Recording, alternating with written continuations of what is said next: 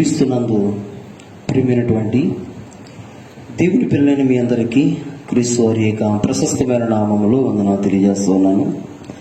పిల్లలారా, ఈ ఉదయకాల సమయంలో ఈ కార్యక్రమానికి ఇచ్చేసిన మీ అందరికీ మనఃపూర్వకంగా వందనాలు తెలియజేస్తూ, దేవుని యొక్క పరిశుద్ధ గ్రంథంలో ఉండేటువంటి విలువైన సంగతులను మనం ధ్యానం చేసే ముందు చిన్న ప్రార్థన చేసుకుందాం. మహాగణుడైన మా కన్న తండ్రి, మీ ఘనమైన శ్రేష్టమైన నామానికి స్తోత్రాలు. ఈ విలువైనటువంటి సమయంలో మీ మాటలు ధ్యానం చేయడానికి మీ మహాకృప మా ఎడల చూపిస్తున్న విధానం కొరకు స్తోత్రాలు. వింటున్న మీ పిల్లలు కేవలం వినువారు మాత్రంగా ఉండి తమను తాము మోసం చేసుకోకున్నట్లుగా విన్న మాటల ప్రకారంగా జీవించుటకును బ్రతకడానికి సహాయం అందించి, నాయన మీ వాక్యాన్ని మా హృదయాలలో భద్రపరుచుకున్నటకును, మీ వాక్యమును నాయన తండ్రి మేము నిత్యము కూడా ధ్యానించే వారముగా మీరు సహాయం అందిస్తారని, నా నోటి మాటను హృదయ ధ్యానమును కూడా మీ దృష్టికి అంగీకరపరచండి. యేసుక్రీస్తు వారి యొక్క ప్రశస్తమైన నామములో ఈ ప్రార్థన అడుగుచున్నాము తండ్రి, ఆమేన్. ప్రియ దేవుని పిల్లలారా, మరి ఈ సమయంలో మరి మా యూట్యూబ్ ఛానల్ సబ్స్క్రైబ్ చేయండి. మరిన్ని అప్డేట్స్ తెలుసుకోవడానికి మీరు ప్రయత్నం చేయండి. దేవునికి వాక్యం ఏమిని మనకు సెలవిస్తుంది, దేవుడు మన ఎడల ఆయన కృప ఎలా చూపిస్తున్నారు, ఎన్నో ప్రసంగాలు వింటున్న మనం మన జీవితాన్ని ఎంతవరకు మార్చుకున్నాం, ఎన్నో సంగతులు తెలుసుకుంటున్నాం, కానీ మన జీవితంలో అది ఎప్పుడు నెరవేరేది అనే ఆలోచన ప్రతి వారికి ఉండాలి. దేవుని లేఖనములలో నిత్య జీవము కలదని దానిని పరిశోధించుచున్నారు అని యోహాను సువార్తలో వ్రాయబడి ఉంది. లేఖనాలను మనం పరిశోధించాలి, పరిశీలించాలి, తెలుసుకోవాలి. ఇలా ధర్మశాస్త్రాన్ని మనం ధ్యానం చేసినప్పుడు దేవుని జ్ఞానం మనకు లభిస్తుంది. పిల్లారా, దేవుని జ్ఞానాన్ని మనం నేర్చుకోవాలి. ఈరోజు ఒక ప్రత్యేకమైనటువంటి అంశాన్ని మేము ముందు పెట్టాలనుకుంటున్నాను. మరి ఓబద్య అనేటువంటి ఒక ఉద్యోగి అని చెప్పొచ్చు. ఇంచుమించుగా పిల్లారా, మరి ఓబద్యాలు బైబిల్లో చాలామంది కనబడుతుంటారు. కనిపించిన ప్రతి ఓబద్య ఆ గ్రంథకర్త ఏమో అనుకుంటారు. కాదండి, ఓబద్య గ్రంథకర్త వేరు, అదే పేరుతో పిలువబడిన వారు చాలామంది కనబడుతున్నారు ఓబద్యాలు. నేను ఈరోజు మీకు చెప్పాలనుకున్న ఓబద్య అహాబు రాజుగా పరిపాలిస్తున్న కాలంలో దేవుడు ఓబద్య అనేటువంటి ఒక ఉద్యోగిని, దేవుని ఎడల భయము భక్తి కలిగేటువంటి ఒక వ్యక్తిని దేవుడు ఏర్పాటు చేసుకున్నారు. ప్రియమైనటువంటి దేవుని వారలారా, ఓబద్య అహాబు దగ్గర ఇంచుమించుగా ఆర్థిక మంత్రిగా, ఒక ఉన్నతమైన ఉద్యోగిగా జీవిస్తున్న కాలం. ఒక వ్యక్తి ఉద్యోగంలో ఉన్నాడు అంటే అందులో భయభక్తులు కలిగి ఉండటం చాలా చాలా కష్టం అండి. ఈరోజు ఉద్యోగాలు చేసుకున్న వారు కావచ్చు, పనులు చేసుకున్న వారు కావచ్చు, మనకు ఉద్యోగంలో నిలబడాలి అంటే అందులో ఎన్నో అవకతవకలు కనబడుతూ ఉంటాయి. యజమానులతో ఎన్నో మరి గొడవలు కనబడుతూ ఉంటాయి. ఆ ఉద్యోగంలో నిలదొక్కుకోవడం చాలా కష్టం. అంటే తోటి స్టాఫ్ వారితో సమస్య. ఉద్యోగ రీత్యా దేవుని యొక్క ఎడల మన భయభక్తులు కలిగి ఉండటం, తప్పు చేయకుండా బ్రతకడం అనేది చాలా చాలా కష్టం ప్రియులారా. అంత కష్టమైనప్పటికీ ఓబద్య ఎందుకు అంత ఓపిక కలిగి అక్కడ ఉద్యోగం చేస్తున్నాడు, ఎందుకు అంత మరి కష్టమైనప్పటికీ? ఎందుకంటే అహాబు దేవుని బిడ్డే, దేవుడు ఏర్పాటు చేసుకున్న రాజే. కానీ పిల్లరా, ఆ అహాబు యొక్క జీవితం తనకు అనుకున్నట్లుగా దేవుని చిత్త ప్రకారంగా నడిచేటువంటి జీవితం కాదండి. తన జీవితంలోనికి ఒక పెద్ద భారం తెచ్చిపెట్టుకున్నాడు. దేవునికి భయపడని, దేవుడంటే పడని, దేవుడంటే కిట్టని ఒక స్త్రీని తీసుకొచ్చి వివాహం చేసుకున్నాడు. అంటే తన వివాహంలో ఏది ఆలోచించాడు అని మీరు ఆలోచించగలిగితే, తన రాజరికానికి సరిపోయేటువంటి ఒక రాణిని చేసుకోవాలి, ఒక ఆస్తి కలిగేటువంటి స్త్రీని చేసుకోవాలి అని మరి యెజబెలు అనేటువంటి స్త్రీని మరి వివాహం చేసుకున్నట్లుగా మనం చూస్తున్నాం. ఓకేనండి ప్రియులారా, ఆ యెజబెలు ఎలాంటి స్త్రీయో, అహాబు యెజబెలు మాట ప్రకారంగా బ్రతికాడో, దేవుని మాటను ప్రక్కన పెట్టి రాజ్యం ఇచ్చిన దేవుడు, రాజ్యాధికారం ఇచ్చేటువంటి దేవుడు, తన ప్రజలైనటువంటి ఇశ్రాయేలీల ప్రజలను పరిపాలించడానికి గొప్ప భాగ్యాన్ని దేవుడు అహాబు రాజుకు అనుగ్రహించాడు. కానీ అహాబు రాజు దానిని నిలబెట్టుకోలేకపోయాడు ప్రియులారా, నిలబెట్టుకోలేకపోయాడు. ఈ ఓబద్య ఎందుకు అన్ని శ్రమలు పడుతున్నప్పటికీ తన జీవితంలో దేవుని ఎడల ఎప్పుడు భయం కలిగి ఉండేవాడు. తన ఉద్యోగంలో చాలా మంది ఉద్యోగం చేసేవారు, యజమానులు ఏమైనా అనేటప్పుడు వెంటనే తొలగిపోయేటువంటి పరిస్థితులు ఉంటాయి.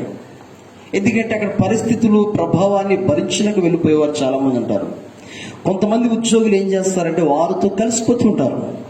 వాక్యానికి విరుద్ధమైన వారు ఎలా ప్రవర్తిస్తున్నారో అలాగే ప్రవర్తించడానికి వారితో రాజీ పడిపోతూ ఉంటారు. కొంతమంది విసర్జించి వెళ్ళిపోతూ ఉంటారు.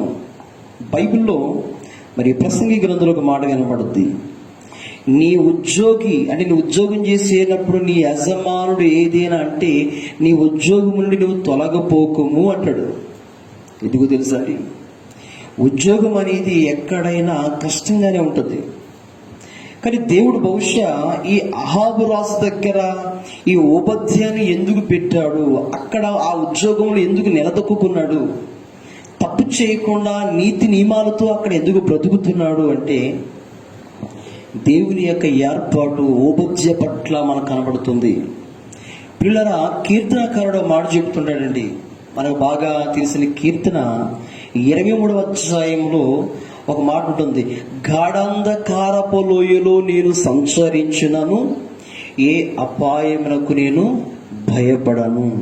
అంటే గాఢాంధకారపు లోయలు వస్తాయన్న సంగతి దావీదుకు తెలుసు.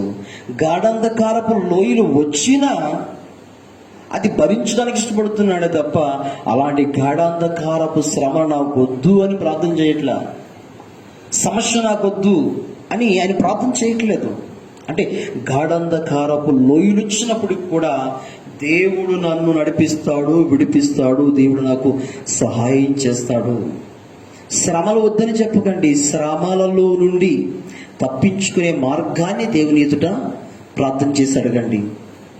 శ్రమలు, కష్టాలు, నిందలు, అవమానాలు ఇవన్నీ ఎప్పుడు కూడా రాకూడదు అనకండి. అవి వచ్చినా వాటిని తట్టుకునే శక్తిని దేవుణ్ణి అడగండి, వాటిని ఎదిరించే శక్తిని దేవుని అడగండి. ప్రియులారా, వీలైతే అలవాటు చేసుకోండి.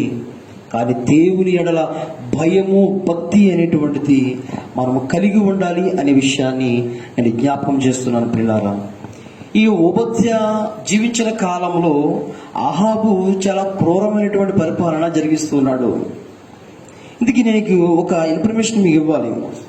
ఈ ఇన్ఫర్మేషన్ ఎందుకంటే, ఇందుకు అహాబు ఎలా ప్రవర్తించాడు, దేవుని యొక్క ప్రజలను పరిపాలించే దేవుని యొక్క బిడ్డగా ఇశ్రాయేలు రాజుగా పరిపాలిస్తున్న అహాబు ఎలాంటి వాడని బైబిల్ చెబుతుంది అని అడిగితే, మొదటి రాజుల గ్రంథం 16వ అధ్యాయము చూడొకసారి. మొదటి రాజుల గ్రంథము 16వ అధ్యాయము 30వ వచనాన్ని నేను చదువుతున్నాను, జాగ్రత్తగా వినండి. ఒమ్రీ కుమారుడైన అహాబు తన పూర్వీకులందరినీ మించినంతగా యెహోవా దృష్టికి చెడుతనము చేసేను. అంటే పూర్వీకులందరినీ మించిపోయాడు. కాబట్టి తప్పు చేయటంలో చాలా మంది డిగ్రీలు పుచ్చుకున్నారండి. అబద్ధాలు ఆడటంలో, అక్రమాలు చేయటంలో, చెడుకర కార్యక్రమాలు చేయటంలో డిగ్రీలు పుచ్చుకున్నారు. అంతటి కనీస దేవుని భయం లేకుండా తన పూర్వీకులలో కూడా ఇతనంత దౌర్భాగ్యంగా ఎవరు బ్రతకలేదండి. అప్పుడప్పుడు మనం చెబుతుంటాం, ఎలాంటి నేను ఎక్కడ చూడలేదండి, ఇంత దుర్మార్గంగా మాట్లాడడం, ఇంకా దారుణంగా ప్రవర్తించడం అనేది నిజంగా వాళ్ళ తాత ముత్తాతల్లో కూడా బహుశా అలా జరిగి ఉండదు అని అప్పుడప్పుడు మనం చూస్తున్న పరిస్థితులను బట్టి మాట్లాడుతూ ఉంటాం. అంటే అహాబు లాంటి దుర్మార్గమైనటువంటి కార్యక్రమాలు చేసేవారు నేటి సమాజంలో కూడా ఉన్నారు. దేవుని బిడ్డలయుడు కూడా దుర్మార్గంగా ప్రవర్తించడం, దేవుడిచ్చిన అధికారాన్ని చేతులు పెట్టుకొని అది తన స్వార్థం కోసం వాడుకోవడం, అంటే ప్రియులారా దేవుణ్ణి ఏమాత్రము కూడా లెక్క చేయలేనటువంటి పరిస్థితి. ఇకపోతే మరి ఇతనికి పెళ్లి చేసుకోవడానికి ఎవరు దొరకలేదా చెప్పండి? ఎవరు దొరకలేదా? యెజబెలు అనేటువంటి స్త్రీని వివాహం చేసుకున్నాడు. ఆమె ఎలాంటిదో తెలుసండి? దేవుడంటే ఆమెకు పడదు. ఎందుకంటే ఆమెకంటూ కొంతమంది దేవుళ్ళు ఉన్నారు.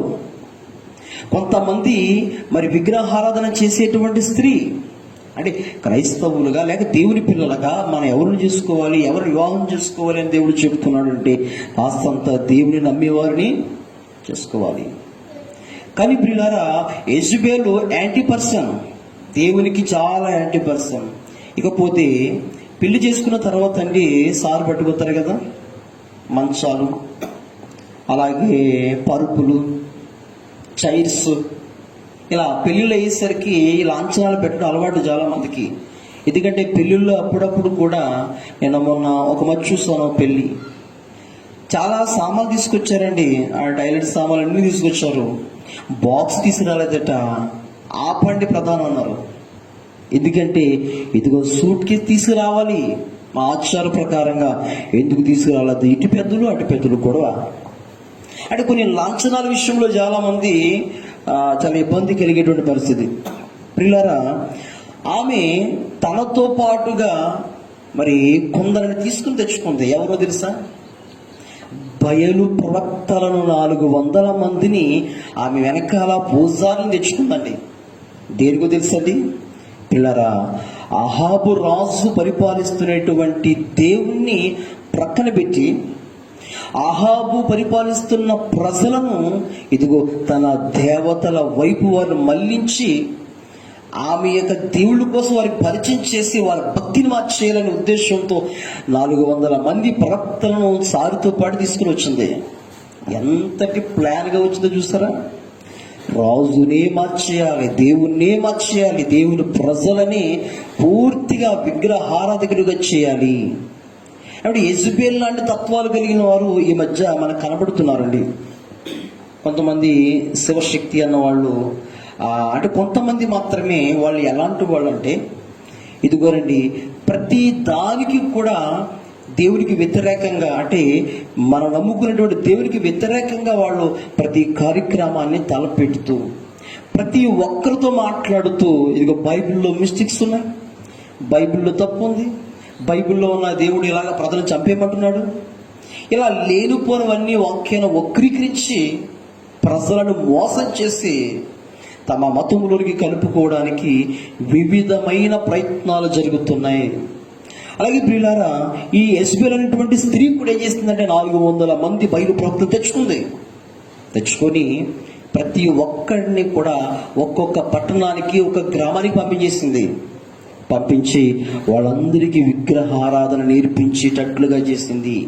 ఒకవేళ ఎవడైనా నిజమైన దేవుని గూర్చి ప్రకటిస్తే, నిజమైన దేవుని గూర్చి ప్రచురిస్తే ఆ వ్యక్తిని చంపేయమంటుంది.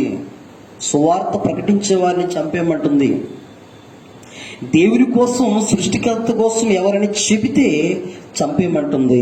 ఇందుకే రాజు ఏం చేస్తున్నాడు?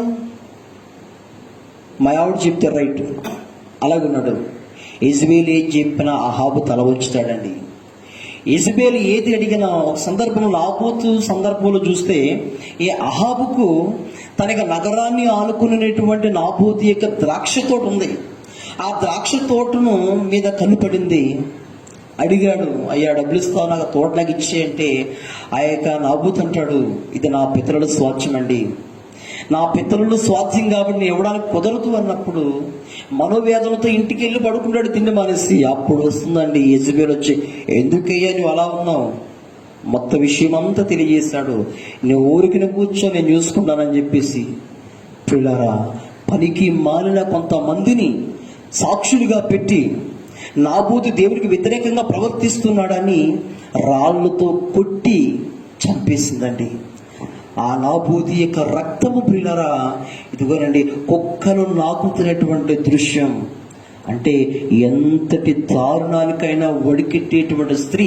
బహుశా ఇలాంటి స్త్రీలు సమాజంలో చాలా అరుదు అని చెప్పచ్చు. కానీ ఉంటారు చాలామంది స్త్రీలు ఉంటారు. వాళ్ళ మాటే జరగాలి, వాళ్ళు చెప్పిందే జరగాలి, ఎవరైనా వాళ్ళ మాట వినాలి, వాళ్ళు అనుకున్నదే జరగాలి అని క్రూరమైనటువంటి పరిపాలకులు మనకు కనబడుతుంటారు స్త్రీలలో. కాబట్టి ప్రియులారా, యెజబెలు అనేటువంటి ఈ స్త్రీ దేవుని ప్రవక్తలంటే పడదు, దేవుని ప్రజలంటే పడదు, అలాగే దేవునికి సంబంధించేటువంటి ఉనికిని లేకుండా చేయాలి అంటే క్రైస్తవ్యం అంటే దేవుని నమ్ముకునేటువంటి జనాంగం ఉండకూడదు. అందరూ కూడా విగ్రహారాధకులుగా మారిపోవాలి అనేటువంటి ఒక పట్టుదలతో 400 మంది బయలు ప్రవక్తలను తెచ్చుకొని తన ప్రకటన తను కొనసాగించుకుంటుంది. అహాబును ప్రక్కన పెట్టేసింది. అతడు కూడా దుర్మార్గుడిగా ప్రవర్తిస్తున్నాడు.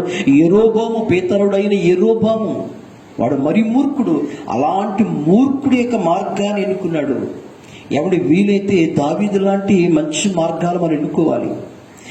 మరి భక్తులు బ్రతికారు చాలా. ఒక మోషే, ఒక అబ్రహాం, వారిని ఆదర్శంగా తీసుకొని మన భక్తిని కొనసాగించాలి తప్ప పనికి మానిన వారిని ఆదర్శంగా తీసుకోకూడదండి. చెడిపోయిన వారిని మనం ఆదర్శంగా తీసుకోకూడదండి. లోక సంబంధమైన వ్యక్తులను మనం ఆదర్శంగా తీసుకోకూడదు. భక్తులను ఆదర్శంగా తీసుకోండి. ఎవడు ఏదో సంపాదించాడని చెప్పి వాడిని మనం ఆదర్శంగా తీసుకుంటూ, ఎవడు మరి ఎన్నో కోటలు కట్టాడని చెప్పేసి వారిని ఆదర్శంగా చేసుకుంటే ఖచ్చితంగా మనము దేవుని విషయంలో నష్టపోతామనేటువంటి విషయాన్ని మీరు గుర్తించాలి. ప్రియమైనటువంటి దేవుని వారలారా, ఇందుకే ఓబద్యా అనేటువంటి వ్యక్తి అలాంటి రాజు రాణిల మధ్యలో బ్రతుకుతున్నాడంటే ఎవడు ఎంత నలిగిపో ఉంటాడో తెలుసండి. దేవుడు అతనిని ఆ స్థలములో నిలబెట్టడానికి ఒక కారణం ఉంది. అతడు అక్కడ ఉండాలి. అహాబు మరి సమస్తమైనటువంటి విషయాల్లో ఆ ఓబద్యా మాత్రం చూసుకుని తన ఇంటి విషయాలు కావచ్చు అన్ని సలహాలు ఇచ్చేటువంటి వ్యక్తి ఎవరంటే ఓబద్యా. అనేక సందర్భాలలో ఓబద్యా చెప్పాడు. చాలా మంది అనుకుంటారు మరి ఓబద్యా అన్న వ్యక్తి అహాబు గారికి చెప్పుకుంటాడు అంటే ఏమండి, తెలుసున్నోడుగానే చెప్పొచ్చు, తెలియని వాడిగానే చెప్పొచ్చు.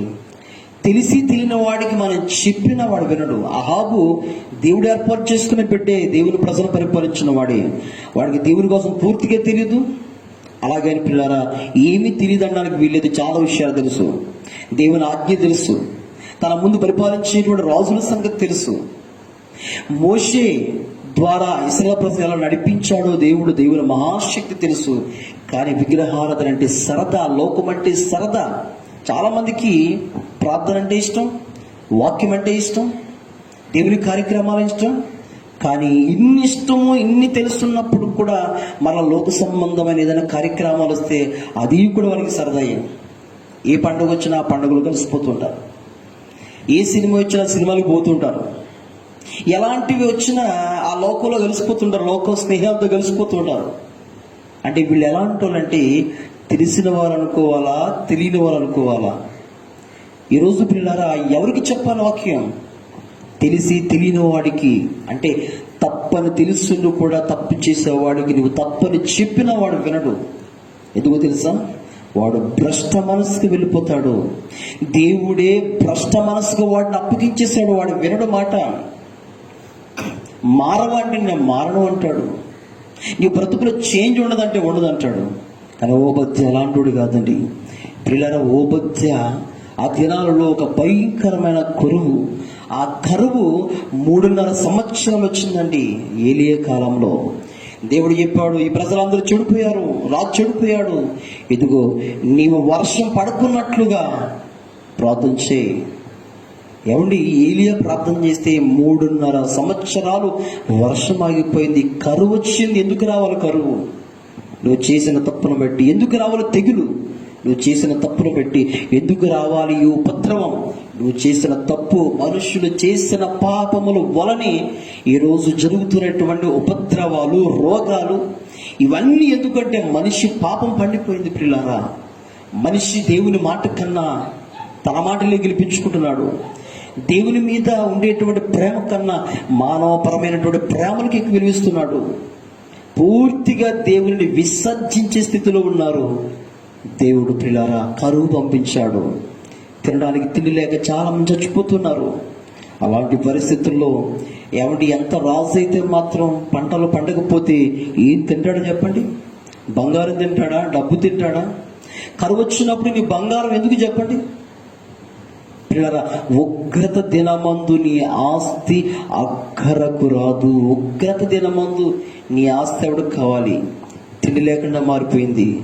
అలాంటి పరిస్థితుల్లో యెజబెలు మాత్రం తన పని మాత్రం జరిపిస్తోంది. కరువు వచ్చినా సరే ఇది దేవుని ప్రవక్తలు ఎవరైతే ఉన్నారో ఆల్రెడీ ఏలియా కోసం ప్రయత్నాలు చేస్తానే ఉంది. ఏలియా దొరికితే చంపేద్దాం చూస్తుంది. ఏలియా ఎప్పుడు కూడా పిల్లరా ఈ అహాబుకు యెజబెలుకు వ్యతిరేకంగానే ప్రవచిస్తాడు. వాళ్ళు అదే అంటారు, ఎప్పుడు మాకు వ్యతిరేకంగానే ప్రవచిస్తాడు, ఈ ప్రవక్త ఎందుకున్నాడో మాకు అర్థం కాదంటారు. దేవుని నీతులు చెబితే పడదా? దేవుని క్రమాన్ని బోధిస్తే సమాజానికి పడదా? కాదండి, వాళ్ళకు అనుకూలంగా బోధించాలి. ఈ మధ్య కూడా చాలా మంది అనుకూలమైన బోధకులు పుట్టుకొచ్చేస్తారు. అనుకూలమైన బోధకులు విశ్వాసులకు ఎలాగ బోధించాలనుకుంటారో అలాగే బోధిస్తారు. విశ్వాసులు ఏం కోరుకుంటారో వాళ్ళకి అనుకూలమైన బోధనే చేస్తూ ఉంటారు. పెట్టు కథలు చెబుతూ ఉంటారు, కల్పనా కథలు చెప్తుంటారు, లేని విషయాలన్నీ తీసుకొచ్చి అందులో పెడుతూ ఉంటారు, సరదాగా చెప్తుంటారు, జోక్స్ వేస్తుంటారు. అంటే వారి బోధ మనుషులను సంతోషపెట్టేటువంటి బోధగా మారిపోతుంది. ప్రియులారా, ఏలియా ప్రవక్త దేవుడు చెప్పిందే చెబుతాడు. అక్కడ పిల్లల నష్టం కలిగిన చివరికి తన ప్రాణము పోయినా సరే నిజమే మాట్లాడతాడు. అలాంటి ప్రవక్తలు ఈరోజు మనకు కావాలి. అలాంటి ప్రవక్తలు ఈరోజు సమాజంలో కనబడలేదండి. కల్పన కథలు, వారికి కావలసిన బోధకుల్ని పోగు చేసుకుంటారు. ఈ మధ్య ఎలా ఉందంటే కొంతమంది బోధకులకు కనెక్ట్ అయిపోయారు. ఎందుకంటే అతను చెబితేనే వింటాడు వీడు, ఇంకెవరు చెప్పిన వాక్యం విండు. ఆ వాయిస్ అయితేనే వింటాడు వీడు, ఇంకేం విండు. ఎందుకంటే వాడికి ఏదో కావాలి కాబట్టి అలాంటి పరిస్థితుల్లోనికి వెళ్ళిపోయిన పరిస్థితుల్లో ప్రియులారా చాలా మంది ప్రవక్తలు దేవుని పరంగా, చాలా మంది ప్రవక్తలు ఏం చేస్తున్నారంటే దేవుని పక్షంగా నిలబడ్డారండి. దేవుడు పంపించిన ఉగ్రత మారండి అని ప్రకటిస్తూ ఉంటే యెజబెలు కాలిపోతుందండి. మీరెవరు ప్రకటించడానికి? అంటే మీ దేవుడా కరువు పంపించాడు అనేసి ఆమె ఎందుకోసమో మరి ఆగ్రహానికి గురైపోయింది. ఇంచుమించుగా పిల్లారా ప్రవక్తలు ఎక్కడ కనిపిస్తే అక్కడ వారిని చంపి మన ఆజ్ఞించింది. అలాంటి క్లిష్టమైన పరిస్థితి. ఒకవైపు చూస్తేనేమో కరువు, మరోవైపు యెజబెలు యొక్క భయం, కంటికి కనిపిస్తే చంపేస్తుందేమో అని. అలాంటి పరిస్థితుల్లో ఓబద్యా లేచాడు. ఓబద్యా అన్న మాటకు అర్థం ఏంటో తెలుసా? దేవునిని ఆరాధించుట. యెజబెలు వచ్చిన దగ్గర నుంచి యెజబెల్ని ఎప్పుడైతే పెళ్లి చేసుకున్నాడో అహాబు, అప్పటి నుంచి ఇశ్రాయేలు ప్రజలకు నిజమైన ఆరాధన కోల్పోయారండి. నిజమైన ఆరాధన అంటే బహుశా ఆ యెజబెలు ఎలాంటిదంటే ఇప్పుడున్న ఒక కరోనా వైరస్ లాంటిది. ఈరోజు మనకు ఆరాధన లేకుండా ఎలాగా చేసిందో కరోనా వైరస్, యెజబెలు ఆ దినాలలో దైవ ఆరాధన మార్చేసింది. నిజ దేవుణ్ణి ఆరాధించకండి, విగ్రహాలను ఆరాధించండి, ఇదిగో బొమ్మలను ఆరాధించండి, అవే మీకు దేవుడు అని చెప్పేసి ప్రకటించేసరికి ప్రజలలో ఆరాధన కోల్పోయారు. దేవుని హృదయపూర్వకంగా ఆరాధించలేని పరిస్థితుల్లో ప్రియులారా ఇదిగోరండి ఒక ఓబద్యా అనే వ్యక్తి నిజమైన ఆరాధికుడిగా కనబడుతున్నాడు. అహాబు దగ్గర ఉంటే అహాబుకు అనుకూలంగా ఉండాలా? యెజబెలు దగ్గర ఉంటే యెజబెలుకు అనుకూలంగా ఉండాలా? లేదండి. తన భక్తిని విడిచిపెట్టలేదు, దేవుని పట్ల తనకున్న భయం విడిచిపెట్టలేదు, తన ఆరాధన విడిచిపెట్టలేదు పిల్లరా. అందుకే ఓబద్యా అంటే దేవుని ఆరాధించుట. ఇలాంటి పరిస్థితుల్లో మరి బయలు ప్రవక్తలు వాళ్ళు చుట్టుముట్టు తిరుగుతున్నారండి, నిజమైన దైవ ప్రవక్తలు కనబడితే చంపేద్దామని. అలాంటి సందర్భంలో ప్రియులారా 100 మంది దేవుని ప్రవక్తలను 50 మందిని ఒక గుహలో 50 మందిని మరొక గుహలో దాచి ఉంచి ఆ 3.5 సంవత్సరాలు కూడా వారిని పోషిస్తూ ఉన్నాడు ఓబద్యా. సాధ్యమవుతుందా? సామాన్యులు సాధ్యమవుతుంది. ఒకవేళ అతను ఉద్యోగంలో లేకపోతే ఆ పని చేయగలుగుతాడా?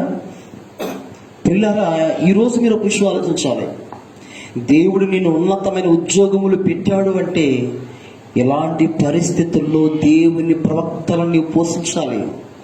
ఇలాంటి పరిస్థితుల్లో, లేని పరిస్థితుల్లో, లేమిలో దేవుని సేవకులను, సువార్థికులను, ఆధ్యాత్మిక పరిచర్య చేసే వారిని నీవు పోషించే బాధ్యత ఉంది. కాబట్టి ఉన్నతమైన ఉద్యోగములో దేవుడు నిన్ను పెట్టాడు. ఊరికినే పెట్టలేదండి. ఓబద్యాకు తెలుసు 100 మందిని ఒక వ్యక్తి పోషించబడి చాలా కష్టం. ఇంకో విషయం చెప్పమంటారా? అహాబుకే తిండి లేని పరిస్థితి అయిపోయింది. అహాబుకే తిండి లేని పరిస్థితులు అయిపోయింది. నాకు తిండి లేకపోతే సరిపోయింది, కనీసం గుర్రాలకైనా తిండి కావాలి కదా, మేత కోసం వెళదాం పద ఓబద్య అంటున్నాడు. ఓబద్య, మనకి తిండి లేకపోయింది, కనీసం ఆ గుర్రాలకు వాటికి కూడా కనీసం మేత ఉండాలి కదా, వెళదాం. 18వ అధ్యాయంలో ఉండదు ఆ మాట. రాజుల మొదటి గ్రంథం 18వ అధ్యాయము 3వ వచనం చదువుతున్నాను. 3వ వచనం లేదా ఫస్ట్ చదువుతాం. అనేక దినములైన తర్వాత 3వ సంవత్సరమందు అహాబ్ యెహోవా వాక్కు ఏలీయాకు ప్రత్యక్షమై, నేను భూమి మీద వర్షం కురిపింపబోచున్నాను, నీ వెళ్ళి అహాబును దర్శించమని సెలవీగా. అంటే 3.5 సంవత్సరాలు గతించిపోయింది. ఈ లోపల కరువు వచ్చేసింది, తనకు బాధ వచ్చేసింది. అహాబ్ ఏం చేస్తున్నాడంటే, అహాబును దర్శించుటకే ఏలియా వెళ్ళిపోయిను. సోమ్రోనులో ఘోరమైన క్షామము కలిగి ఉండగా అహాబు తన గృహ నిర్వాహకుడుకు ఓబద్యాన్ని పిలిపించను. ఈ ఓబద్య యెహోవా యందు భయభక్తులు గలవాడై యెజబేలు యెహోవా ప్రవక్తను నిర్మూలన చేయుచుండగా గుహలో 50 మందిగా 100 మందిని దాచి అన్నపానములిచ్చి వారిని పోషించెను.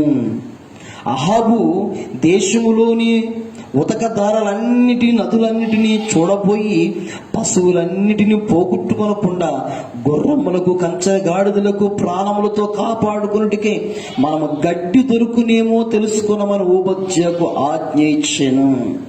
ఈ 3.5 సంవత్సరాలు ఎప్పుడైతే కరువు భీకరమైపోయిందో, ఇక ఆహారం దొరకదు, కనీసం గుర్రాలైనా మనం కాపాడుకోవాలి.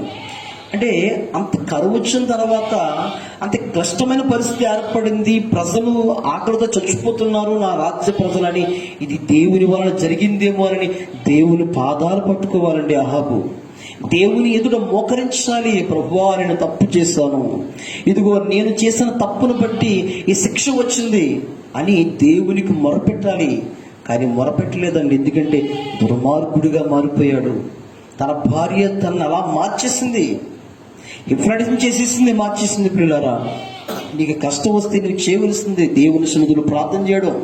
నీకు కష్టం వస్తే ఎక్కడికో పరిగెట్టడం కాదు, వ్యాధి వచ్చిందంటే ఏదో ఎక్కడికో పరిగెట్టడం కాదు. ఇదిగో ఇది ఎవరి వలన ఎందుకు వచ్చిందని ఆలోచించి దేవుని సన్నిధిలో ప్రార్థన చేయి. దేవుని సన్నిధిలో కనిపెట్టి ఒప్పుకొని మారు మనసు పొంది దేవుని సహాయాన్ని నువ్వు చేపట్టలే తప్ప ఇంకా గుర్రాలను బలపరుచుకుంటే గుర్రాలు కాపాడుతాయా చెప్పండి? గాడిదలు కాపాడుతాయి అహాబుని? అంటే మనుషుల మీద, జంతువుల మీద ఆధారపడుతున్నాడే తప్ప దేవుని మీద ఆధారపడేటువంటి తత్వం లేదు ఆయనకి. ప్రియులారా, అతనికి తిండి లేనప్పుడు దేవుని ప్రవక్తలైన 100 మందిని, 50 మందిని ఒక గుహలో, 50 మందిని మరొక గుహలో పెట్టి పోషిస్తున్నాడు అంటే ఏమండి, తనకున్న ధైర్యం ఏంటి తెలుసా? రాజుగారికి తెలిస్తే తన ప్రాణం పోద్ది. యెజబేలు తెలిస్తే చెప్పక్కర్లేదు, ఏమండి, శిరస్సునే వేరు చేస్తుంది.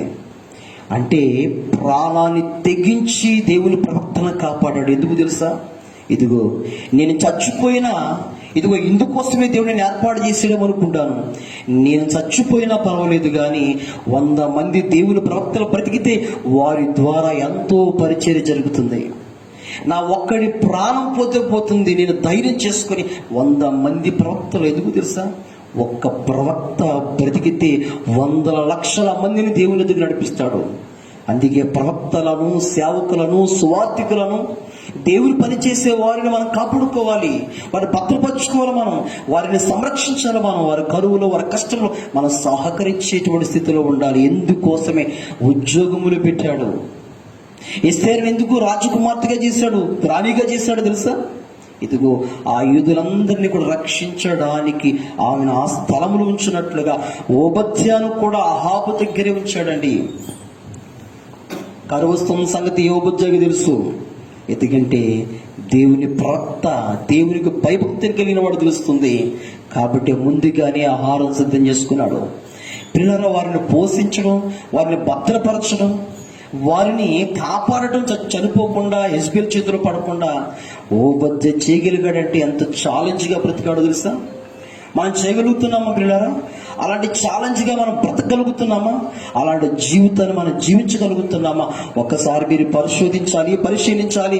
దేవుని చిత్తానుసారంగా మనం బ్రతకడానికి మన జీవితాన్ని సిద్ధం చేసుకోవాలి. ఈరోజు చివరిగా మనం ముందుకు వెళ్ళిపోదాం.